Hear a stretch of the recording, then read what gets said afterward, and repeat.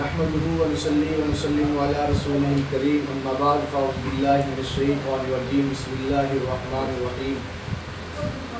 میرے بھائیو، دوستوں، بزرگوں،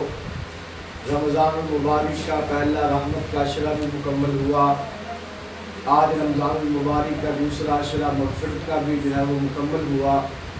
تیسرا عشرہ رمضان المبارک کا وہ جہنم سے چھٹکارے کا وہ شروع ہو چکا ہے آج سے۔ اللہ کے نبی صلی اللہ علیہ وسلم نے رمضان المبارک کی جہاں پہ فضائل بیان کیے ہیں، رمضان المبارک کی جہاں پہ برکات بیان کی ہیں، وہیں پہ یہ بات بھی ہمیں سامنے رکھنی چاہیے کہ اللہ کے نبی صلی اللہ علیہ وسلم منبر پر تشریف لائے۔ اللہ کے نبی نے پہلی سیڑھی پہ قدم رکھا تو فرمایا آمین، دوسری سیڑھی پہ قدم رکھا تو فرمایا آمین، تیسری سیڑھی پہ قدم رکھا تو فرمایا آمین۔ حضرات صحابہ کرام نے کہا یا رسول اللہ، آج آپ نے خلاف معمول یہ کام کیا ہے کہ آپ نے ہر منبر کی ہر سیڑھی کے اوپر قدم رکھتے ہوئے آمین کہا، خیریت ہے؟ اللہ کے نبی صلی اللہ علیہ وسلم نے فرمایا کہ میرے پاس جبریل امین آئے تھے، انہوں نے آ کر 3 بددعائیں کی ہیں، میں نے ان کی 3 بددعاؤں پہ آمین کہا ہے۔ پہلی بددعا اس نے یہ کی تھی کہ ہلاک ہو جائے، برباد ہو جائے وہ انسان جس کی زندگی کے اندر ماں باپ دونوں یا ایک ان میں سے زندہ ہو اور وہ ماں باپ کی خدمت کر کے اللہ کو راضی نہ کر لے، ایسا آدمی ہلاک برباد ہو جائے، میں نے کہا آمین۔ دوسری بددعا جبریل امین نے کہا وہ آدمی بھی ہلاک برباد ہو جائے جس کی زندگی کے اندر رمضان المبارک کا مہینہ آئے اور وہ رمضان کے روزے رکھ کے رمضان کے اندر عبادت کر کے اپنے رب کو راضی نہ کر سکے، ایسا آدمی بھی ہلاک تباہ برباد ہو جائے، میں نے کہا آمین۔ تیسری بددعا جبریل امین نے کی وہ آدمی ہلاک برباد ہو جائے کہ جس کے سامنے آپ کا نام نامی اسم گرامی جناب محمد آئے صلی اللہ علیہ وسلم، وہ آپ کے اوپر درود نہ پڑے تو ایسا آدمی بھی ہلاک ہو جائے، میں نے کہا آمین۔ اب اندازہ اس بات پر یہاں سے یہ لگائیں کہ فرشتوں کا سردار، نوریوں کا سردار بددعا کرے اور نبیوں کا سردار اس کے اوپر آمین کہے، اس بددعا کی قبولیت کے اندر کہاں کوئی شک باقی رہ سکتی ہے؟ یقیناً وہ بددعا تو لازمی قبول ہوگی۔ تو لہٰذا ہمیں سوچنا چاہیے جن کے ماں باپ زندہ ہیں وہ ماں باپ کو راضی کریں، ماں باپ کی نافرمانی نہ کریں، اور اسی طرح جن کی زندگی کے اندر رمضان ہے، اللہ نے صحت دی ہوئی ہے، اس صحت کو غنیمت سمجھے اس سے پہلے کہ بیماری آ جائے۔ اللہ نے جوانی دی ہوئی، اس جوانی کو غنیمت سمجھے اس سے پہلے کہ بڑھاپا آ لے۔ اس جوانی کے اندر خوب اللہ کو راضی کرو۔ آج اللہ نے موقع دیا ہے، تم سجدے کر سکتے ہو، رکوع کر سکتے ہو، تسبیحات کر سکتے ہو، ذکر عبادات کر سکتے ہو۔ بعد میں بیمار ہو جائے آدمی، اس وقت رکوع کرنا مشکل ہو جاتا ہے۔ کتنے لوگ دیکھتے ہیں کہ وہ سجدہ کرنا چاہتے ہیں لیکن پھر ان سے سجدہ نہیں ہو پاتا۔ کتنے لوگ ہیں ان کا دل کرتا ہے کہ ہم عبادت کریں لیکن پھر بعد میں بڑھاپے کی وجہ سے، بیماریوں کی وجہ سے مسجد کے اندر آنا ان کا دل کرتا ہے ہم روزے رکھیں لیکن روزہ رکھنا ان کے لیے ناممکن ہو جاتا ہے۔ تو لہٰذا جن کی اللہ پاک نے صحت ہمت دی ہے تو وہ روزے رکھیں، رمضان کی عبادت کریں۔ اللہ کے نبی صلی اللہ علیہ وسلم نے فرمایا کہ رمضان کے آخری عشرے کے اندر ایک رات، ایک ایسی رات ہے کہ جو 1000 مہینوں سے افضل ہے، جس کو قرآن کے اندر بھی اللہ نے ذکر کیا کہ انا انزلناہ فی لیلۃ القدر وما ادراک ما لیلۃ القدر لیلۃ القدر خیر من الف شہر، یعنی کہ لیلۃ القدر کی رات آخری عشرے کے اندر اللہ کی ذات نے رکھی ہے۔ وہ رات ایسی ہے اگر وہ کسی کو آدمی کو وہ رات نصیب ہو جائے اور میں اس کے اندر عبادت کرے تو 1000 مہینوں سے زیادہ اللہ کی ذات ثواب عطا کرتے ہیں۔ لیکن اللہ کی ذات نے یہ بات مبہم رکھی ہے، میرے نبی نے بھی نہیں بتائی کہ وہ رات کون سی ہے۔ اللہ کے نبی نے فرمایا کہ آخری 5 راتوں میں سے وہ کوئی ایک رات ہوگی، لیکن ہوگی آخری عشرے کے اندر 5 طاق راتوں میں سے، یا 21 کی رات ہوگی، یا 23 کی رات ہوگی، یا وہ 25 کی رات ہوگی، یا 27 کی رات ہوگی، یا پھر 29 کی رات ہوگی۔ اور میں جس کو یہ نصیب ہو جائے رات، اس آدمی کے تو باغ جاگ جائے کہ وہ آدمی کی اللہ کی ذات اس کو 1000 مہینوں سے زیادہ عبادت کا اللہ کی ذات اس کو ثواب عطا کر دیتے ہیں۔ تو میرے بھائیو، دوستو، بزرگوں، اس کے لیے اب ہمیں تو پتہ نہیں چلے گا کہ کون سی بات وہ رات ہے، لیلۃ القدر کی رات کون سی رات ہے۔ اس کے لیے بعض بزرگوں کے معمولات وہ اس طرح ہوا کرتے تھے، وہ کہتے ہیں کہ اس طرح کریں کہ آپ ہر طاق رات کو کچھ نہ کچھ صدقہ کر دیں، 10 20 30 50 جتنی اللہ پاک ہمت توفیق دے، جیب آپ کی اجازت دے، تو آپ جو ہے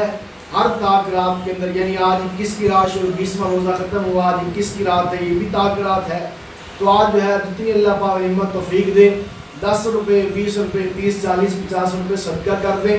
اس کا فائدہ یہ ہوگا اگر یہ رات طاق رات ہوئی اور اللہ کی ذات نے اس کی رات طاق بنائی ہوئی ہو، تو آپ نے جو ہے اس کے اندر صدقہ کیا تو آپ کو 1000 مہینوں سے 1000 مہینے حساب لگائے تقریباً 83 یا 84 سال بنتے ہیں، تو 84 سال آپ کو اللہ کے راستے کے اندر صدقہ کرنے کا ثواب مل جائے گا۔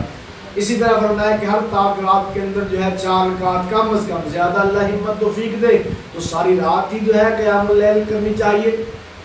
لیکن اگر ہمت نہ ہو تو کم از کم 4 رکعت جو ہے ہر طاق رات کے اندر پڑھیں۔ تو اس کا فائدہ یہ ہوگا کہ اگر آپ کو لیلۃ القدر کی رات نصیب ہو گئی تو فرمایا کہ آپ کو 84 سال اللہ کے سامنے جو ہے قیام اللیل کرنے کا ثواب مل جائے گا۔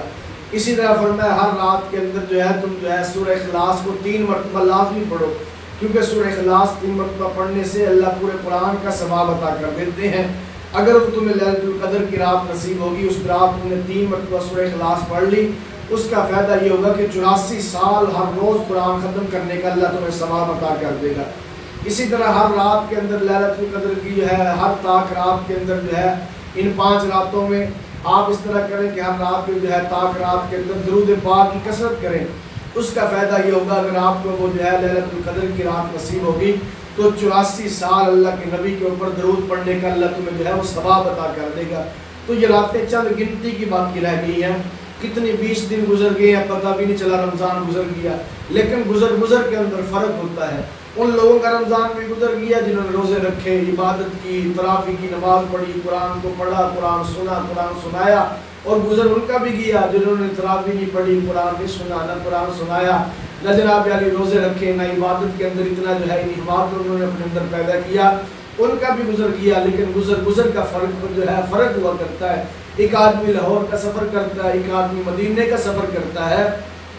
سفر تو دونوں کر رہے ہیں، لیکن ان دونوں کے سفر کے اندر زمین آسمان کا سفر فرق ہے کہ اس کا سفر عبادت کے اندر لکھا جا رہا ہے اور اس کا سفر جو ہے دنیاوی کام کے لیے سفر ہو رہا ہے، تو لہٰذا گزر کے اندر فرق ہے۔ تو اس رمضان کی چند گھڑیاں جو باقی رہ گئی ہیں، چند راتیں، چند لمحے جو باقی رہ گئی ہیں، ان کے اندر جو ہے خوب تسبیحات کریں۔ ان تسبیحات کے اندر حضرت عبداللہ ابن عمر رضی اللہ تعالیٰ عنہ سے روایت ہے، وہ فرماتے ہیں کہ جو ہے کوئی میں نے اللہ کے نبی سے سنا کہ جو آدمی سبحان اللہ و بحمدہ یہ تسبیح پڑھے گا، فرمایا 1 مرتبہ پڑھنے کے اوپر اللہ 1,24,000 نیکیاں عطا کرتے ہیں۔ اب سبحان اللہ و بحمدہ پڑھنے کے اندر 1 سیکنڈ لگتا ہے، تو گویا ایک آدمی 1 منٹ کے اندر 60 مرتبہ پڑھ سکتا ہے۔ اب 1,24,000 کو 60 سے ضرب دے تو کہاں تک نیکی جاتی ہیں، ہمارے نیکیوں کے اکاؤنٹ جو ہے وہ بڑھ جائیں گے۔ تو لہٰذا کون سا دیر لگتی ہے، یہ تسبیح کی کثرت کریں، پہلے کلمے کی کثرت کریں، درود پاک کی کثرت کریں۔ اسی طرح جو ہے آیت الکرسی کے بارے میں اللہ کے نبی صلی اللہ علیہ وسلم نے فرمایا